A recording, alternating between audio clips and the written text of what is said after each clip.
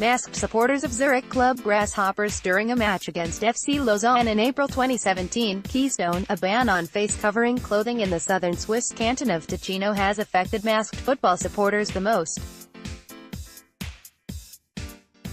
Hardly any wearers of burkas or niqabs, the original targets of the ban, have been fined. In 2013, two-thirds of Ticino's voters approved an initiative external link forbidding people to wear clothing that covers the face.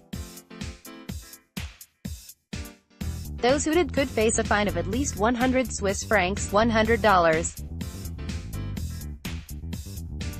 The legislation does not specifically mention burkas or Muslims, but states that nobody in public streets or squares may veil or hide their face.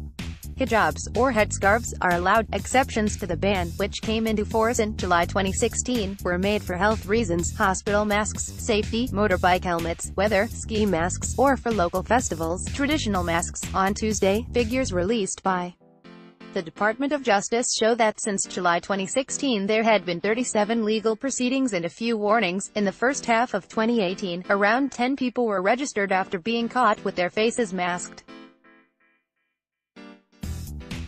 The number of veiled women in the first 2 years could be counted on one hand, the authorities said.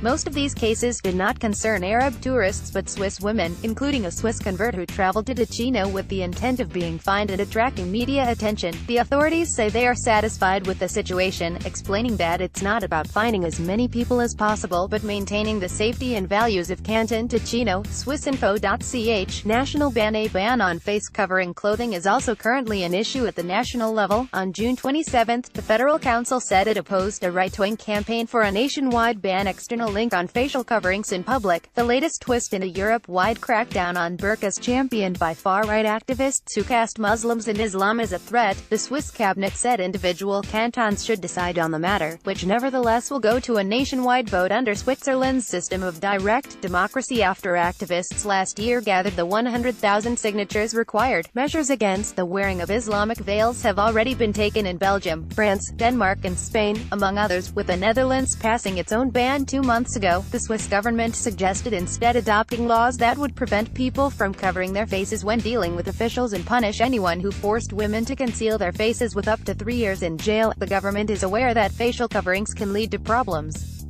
With its proposals, it suggests targeted and specific legal measures in areas in which it has authority. The Federal Council said the initiative would make it impossible to take into account the individual cantons' differing sensitivities, in particular removing their ability to determine for themselves how they wish to treat tourists from Arab states who wear facial coverings, it added. SDAATS form for signing up for free newsletter. Sign up for our free newsletters and get the top stories delivered to your inbox.